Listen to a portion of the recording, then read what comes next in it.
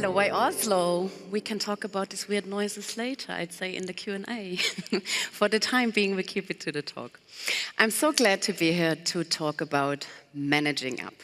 And when I first pitched this topic for today's event to Jostein and Synnøve back in April, they were rightfully having some questions and doubts. So Petra, what does managing up mean? And why should our audience care was actually a question that they had. And this conversation about them being not sure what managing up means really reminded me what I love about my work with my Nordic clients, right? Where other regions really think a lot and focus a lot on hierarchy and on climbing the career ladder, Nordic cultures often strive in flatter organizational structures. And what I also learned from this conversation is, even if you're not focusing so much on managing up, every one of you, more or less, still has a boss. And managing this relationship effectively is still key. Let me ask you 3 initial questions just to get us going. So would you, when you think of your boss or line manager, ever wished that they would have provided you with a bit more directional clarity? So things that you should be saying yes to as a product builder, and all the things that we should be saying no to, maybe. Or would you have ever hoped for them having your back a bit more in a meeting, or helping you and giving you directions on your career development? If the answer to any of these questions is yes, you came to the right place. Today I will share some practical tips on how you could effectively managing upwards and how you can effectively kind of create a better relationship with your boss. Now you rightfully ask, okay, Petra, you explain us why we should care, but why do you care about this topic of managing up? Well, I care about it because I'm kind of coaching your boss. Maybe not exactly your boss, but I'm coaching people in all sorts of leadership roles, in tech leadership roles, in product leadership roles, and in design leadership roles. Dozens of them. Here are just a few of the over 100 people that I spoke to in coaching relationships over the last 5 years. And it has been from all sorts of company sizes, right? Denmark's container shipping company Maersk, or a big pharma company Novo Nordisk, all the way down to super small startups, like an agri-tech startup in the Netherlands called Finospecs, a company in the Bay Area taking care about parking and car sharing, which name is Kite, or a scale-up, for example, Sweden's majority bank. So I have a lot of these coaching conversations, and what I learned from them is that all of your leaders want to be better leaders, but I often have no idea where to start. Many leaders are really fighting these daily crises that are kind of happening. They're in back-to-back meetings, in endless alignment sessions, so are you maybe, and they oftentimes are really buried under these overflowing inboxes. And therefore, they often don't take the time that would be necessary to pause and to reflect on what you and the teams would actually need. They don't see what you are struggling with. And your feedback could really change that dynamic, right? It could help them to set the right priorities in their daily work. But what I've also learned from these coaching conversations is that this feedback, your feedback, barely reaches them. Because oftentimes employees assume that your bosses have it all figured out. But I'm really here to debunk this assumption, because what I can tell you from this coaching experience is that they struggle with the exact same things that you are struggling with. Oftentimes you might be thinking things like, oh, they're not allowed to share the strategy slide deck with us, or they're not allowed to share these numbers with us. And you think they're actively withholding information to some extent, but they often don't. They just never thought about that this information would be interesting for you to hear and would help you to do your job well. So should you provide feedback to your boss? Absolutely. Leaders appreciate feedback more than you think. And if you're ever hesitant to provide them with feedback because you think maybe they are too senior to care, then I really encourage you to let that go. I've rarely seen a leader who was not really grateful for when an employee spoke up and provided them with some feedback. And to boost my credibility, because it's just me claiming these things, here are 4 cases from real coaching conversations where people said they learned something from feedback. Björn, for example, he realized that celebrating team wins a bit more would really boost morale and that everyone on the team would benefit from that. And after receiving that feedback, he did this and it really had a positive impact. And then here, for example, is Heike. She changed her way of approaching things and actively reached out to her team for feedback. That's something leaders could be doing as well. And this really improved conversation amongst the team and helped her grow as a leader. And then we have one leader here. They received the feedback that they unconsciously were interrupting female colleagues more than male ones in meetings. And this really brave feedback from an employee helped them get conscious about this bias and change the environment to a more inclusive and respectful work environment. And last but not least, here's Malte. His team didn't understand how his decision-making process works. It was super unclear. And the crazy thing about that is Malte had a clear process for decision-making. He just never thought about sharing it with the team. So what we learned from all these kind of experiences is this: when you offer constructive feedback to your boss, you give them the opportunity to improve on the benefit for the entire team. And it will actually even change your work environment for the better. Now, there was a lot of theory. Now let's bring it a bit more down to something more relatable.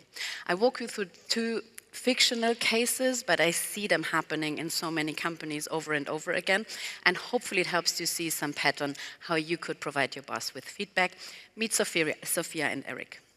Sophia is a very talented product manager, but she constantly finds herself overwhelmed by competing priorities from different departments. I think you all have been there, right? And her boss has not yet provided her with this strong strategic narrative, what to say no to, what to say yes to, and therefore Sophia is unaware how to connect her team's work to the bigger goals of the organization. So there is something missing. After attending a local meetup, a peer suggested to her, over beers, that it might be a good idea to look into managing up, to provide her boss with that feedback. And that might help Sophia to get the clarity that she actually needs. And then on the other hand, here's Eric. He's a user researcher. He's been in the role for quite some time. He's well respected. He does the things that he should be doing really well, but he feels stagnant to some extent. He feels ready for his next bigger challenge career-wise, but his boss has not yet initiated career conversations. And while browsing industry blogs, he stumbled upon this article on that managing up could help him take charge of his personal growth and help his boss to understand that he might be ready for the next step. Both Sophia and Eric are experiencing situations where managing up could help. But how should they go about it? How would you go about it? If you, like Sophia, and I think many of you are in this situation, feel yourself overwhelmed by competing priorities, this might be a sign that you're lacking strategical clarity or directional clarity.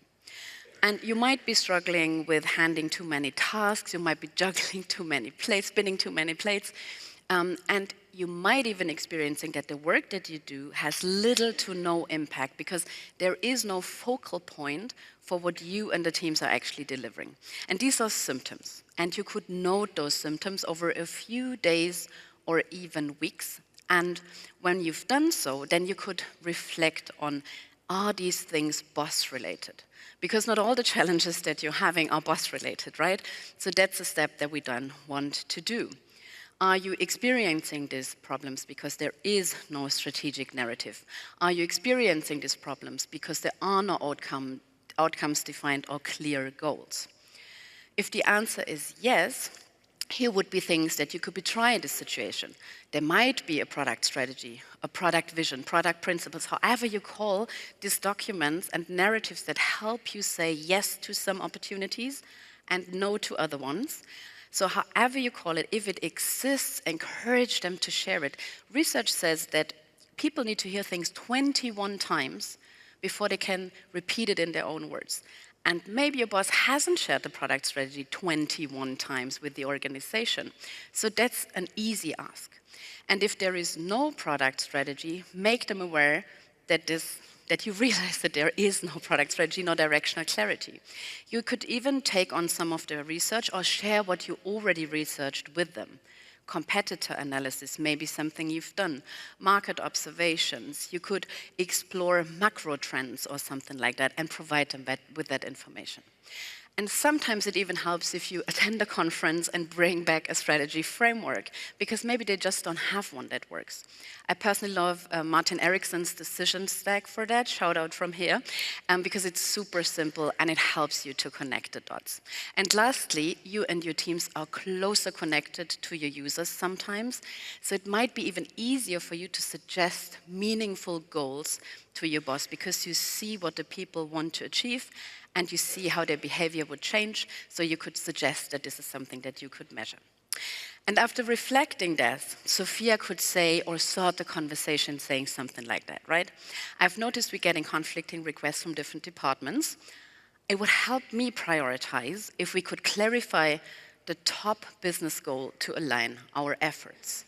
And if you, like Eric, feel stagnant in your career and you need a bit of guidance for your personal development, you would follow the same process. You don't need to read all the stuff on that slide. It's basically included for the picture taking. And if you want to come back to that slide deck next week when you're back at home. So again, you would note down symptoms. What are my currently experiences? Reflect on the things that you actually could do, or if the things are boss related, the problems that you're having, and then have some actions in mind that one could take.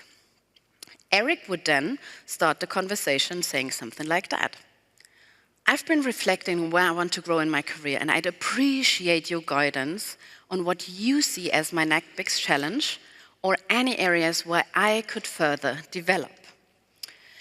And this not only signals Eric's boss that Eric is invested in his personal growth, it also primes his boss towards, oh, well, I need to provide Eric with a bit more support here. Because maybe, as said in the beginning, he has not even realized that that is a thing. Now, I take you on a quick personal development detour, really quick. Development conversations become less personal and way easier if you have a proven framework that you can use, and if you want to approach your boss with more confidence in personal development conversations, I really would suggest that you use a career framework and use it as a self-assessment to identify your gaps, skill gaps, blind spots, these kind of things, right? Competency gaps. And you can even gather some feedback from your colleagues, because I bet the product people on your team have an opinion about how you're doing. So do the developers, so do the design people, right? So ask them for feedback, and it's helpful to have a framework for that at hand. For the product people in the room, the product managers, the product owners, I have a handy list of these assessments on my blog. I'm sorry the design people and tech folks are left with a Google search here, but I'm sure there are career development frameworks out there for you. And these help you to find what I call the learning headlines. So this is how you find your next development headline, so to say. And the other thing that I would suggest you prepare before you have a conversation with your boss is a bit of a development plan. This is the most simple framework for that. You describe your as-is situation. This, by the way, is an example from somebody who wants to prioritize in better ways. So what am I currently experiencing prioritization-wise? Why do I want to learn more about it? Then the to-be is how would actually things change once I learned to prioritize in better ways, and then actions that get you closer to that. And equipped with that, a conversation with your boss is more likely to succeed. Now, supporting people's growth, that's personal development, and providing you with directional clarity are only two leadership responsibilities, but there are more. I have a blueprint for what strong leaders actually should be doing in their roles, and I will share these 10 things with you. 2 of them you already know. I walk you through those really quickly. So you can expect leaders to ensure that appropriate processes for design and tech and product are identified and championed. Are they defining them? Hopefully not. But they should be responsible for somebody looking at these processes, and to some extent that there are some principles on how you work. The next one is leaders should be the stewards of a team's culture.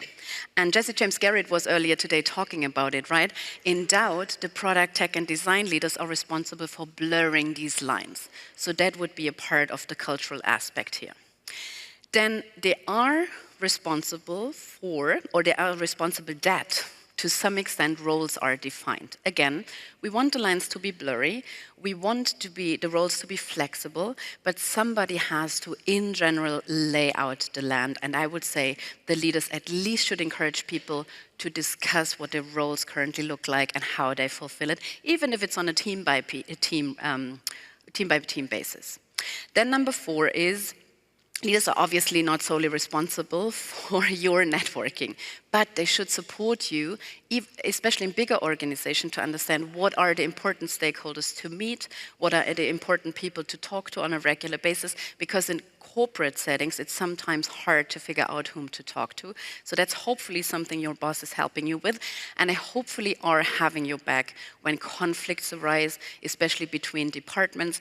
By the way, this often happens because of conflicting goals, and the only people that can work on these conflicting goals oftentimes are you leaders, right? Then you can expect them to create an environment where trust is the foundation and where team members are given the autonomy to make and act upon decisions.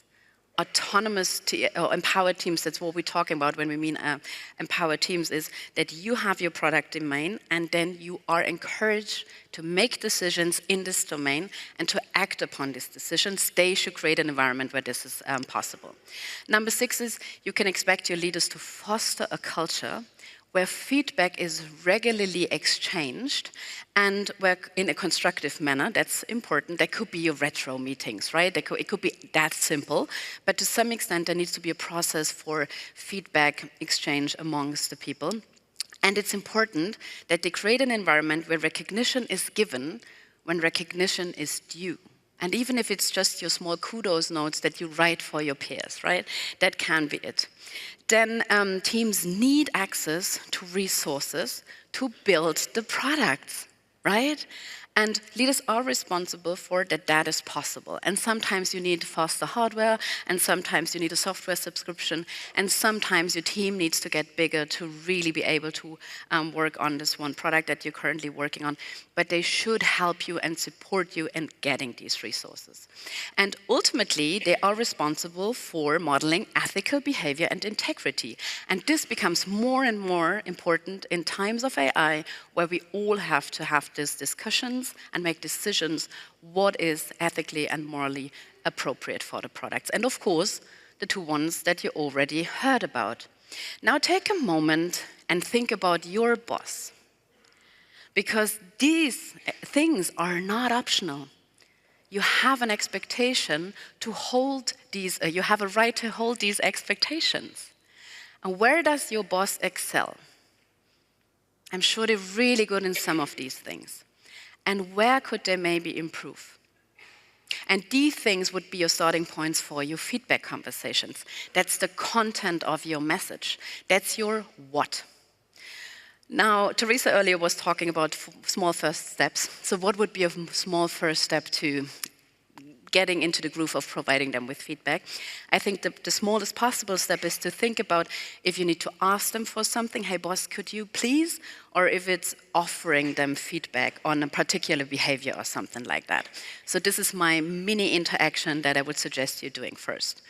And then you use the 10 leadership responsibilities to find a headline for the conversation.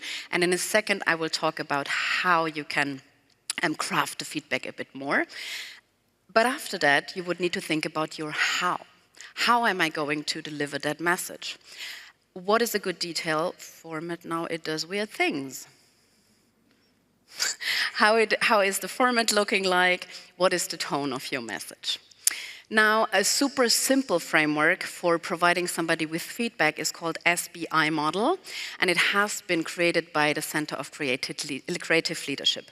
It's situation, behavior, intent, and I've added suggestion, because let's face it, we product builders, we always have a suggestion and solution in mind, so I find it helpful to just put that here.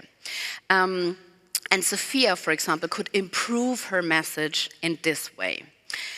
In our recent team meeting, I noticed that the team was unclear about the product strategy. As a result, we've been struggling to prioritize our work, and I think revisiting the strategy together with you in the room, that would help us to align our efforts. It's a slightly better message. And Eric could do a similar thing, right? He could say in our one-on-ones, I've noticed that we haven't discussed my personal growth path. Without your input, I feel uncertain. So he shares how he feels about his next steps, and that this is affecting his motivation. Definitely not something your boss is interested in, right? That things are negatively influencing your motivation. So these are only examples, and they're oversimplified because usually these conversations are more nuanced and more complex. I recorded an example for a longer conversation if you want to listen back to that, but that didn't fit in the 30 minutes that I got granted. Another thing that you could do after you use this super simple model is check in on this metaphor. It is called stay on your side of the net. And Carol Robin and David Bradford came up with it in their book Connect. And imagine two people playing tennis, the balls are going back and forth, and what they want you to do is stay on your side of the net. And what they mean with this is you should be focusing on your own experience. So when you provide somebody with feedback, then share your observations and how things made you feel. So how a particular action or meeting or whatever made you feel, and what impact this had on you or your team or your work. And it is important that you do so without speculating about the other people's, your boss's, intent and motives, because that would be you overstepping the net into their realm of influence, right? So you want to stay on your side, talk about your observations, talk about how it felt, and talk about the impact that this had. And by doing so, this whole conversation feels less like an accusation and more like a collaborative exchange, a constructive exchange. And this is actually something that you want to achieve, because then your boss can receive your feedback with an open mind. If you want to learn more about the art of giving feedback, which I would highly recommend because it helps you to improve all your relationships, not only work relationships, here are some great resources that you could use. Now you use the 10 leadership responsibilities to think about what to feedback on, and you prepared your feedback in a structured way. Time for some final adjustments. So your how. We want to tailor the message. For that, let me share some final tips, and one of them is you need to understand executives. They focus on long-term strategic goals, ideally, and high-level objectives like company success and oftentimes financials. So talk about money with them. Keep your message concise, don't do too much details, and really make sure that your message, your feedback aligns with their priorities. Practice to zoom out, that's why I'm having this little EAMS video here, and really practice to play and feedback on their flight level. Then you want to get to know your boss. Think about what motivates them. I bet that's not something that you do every day. So how are they motivated? How are they rewarded? What is their financial compensation for success? Interesting things to learn more about. And these insights might help you to adjust your message as well. And you could consider something that I call leadership personas. Some bosses are hands-off. Some are risk-averse, some are these great visionaries, and some are micromanagers, as all of us know, right? And you want to tailor your message to their leadership style. Another thing that you want to do is you want to build trust. Show your boss what they can rely on you for. Because if you do so, and if they understand where your strengths are and where your contributions are, then trust is created, they trust you, and in moments of feedback, constructive feedback, they're more likely to listen. And the same applies for the next step, which is show empathy. Show that you understand their challenges, and it really helps you to be open to your feedback as well. And then when it's time to talk, I want you to really make the request or offer this feedback, but focus on not complaining. Because complaints often signal negativity. So is sarcasm, by the way, but you really want to not damage your credibility with only complaining over and over again. So talk about solutions and talk about that you are invested in improvement. So I want you to be the shaper and not so much the victim in this relationship. And really influence the things that are in your hand and in your realm of influence. Now, a few words on the format for your feedback. Choosing the right format is really key for your feedback to land well. And research suggests that face-to-face conversations are best when you want to deliver feedback that is sensitive information, that requires emotional nuance, and that is a lot about your personal connection or personal connections to your peers and your colleagues. In-person communication has another upside, and this is it allows you for real-time clarification. So if you see the other person is not really connecting well with your feedback, you can adjust, and you can gauge your boss's reaction while you do so, and you can adjust your message as needed. And on the other hand, if it's more data-driven or detailed feedback that is due, then a written conversation and email might be the better choice. Then it gives your boss the time to process all this information and to follow up in a thoughtful way. Now, we're bringing all of this together. I recap what we've discussed today so far. So leaders appreciate feedback, but they often don't receive it, and you can make all the difference. If things feel off, then you use the 10 leadership responsibilities that we discussed in this presentation, and you can reflect on them, and you can reflect on your situation. Then you think about, is it boss related, all these kind of things. You note these symptoms, and you then could design your what a bit more. For that, again, you want to use a structured feedback approach. I presented you with the SBI, but there are many more frameworks for that out there. And next, you want to tailor your message. You want to work on your how. Understand your boss, their motives and their compensation, and then really tailor your message so that it lands well with them. And now, before I close, I want to leave you with a little story that goes beyond frameworks and strategies, because managing up is also about the human aspect of things, right? One of my clients got approached by one of his direct report, Leah, and she said she needed more help in her personal development journey and asked for a bit of guidance from Pavel. And months later, so he listened, he invested some time in these conversations, and months later he received a bouquet of flowers from Leah. So I think this is an amazing story, and I don't know about the leadership people in the room. I have never received flowers from an employee, so that's an amazing thing. Maybe we should make it a tradition. So this has lasted a long-lasting impact on both of them, I'd say. So I would encourage you to do a similar thing after today's talk. So maybe you can think of a boss, a former boss, a line manager, a mentor who has helped you in your career, and then write just a small thank you note. Let's create a bit of a why Oslo ripple effect with thank you notes. That would be amazing. But I also hope that this talk has equipped you with more than just writing thank you notes. You can now give constructive feedback to your boss. So I have one task for you for tomorrow, or for after the clapping is done actually.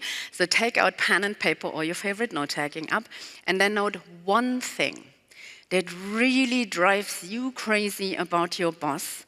And then tomorrow, when you're back home, then maybe use the SBI model and prepare some constructive feedback from them.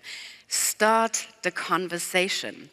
Even a simple request to your boss can open the door for better leadership, and that is helpful and improvement for the work relationship for you and actually your entire team. So please do so. And now, thanks to the Y Oslo organizers for having me here, and to all of you for listening in. Thank you so much.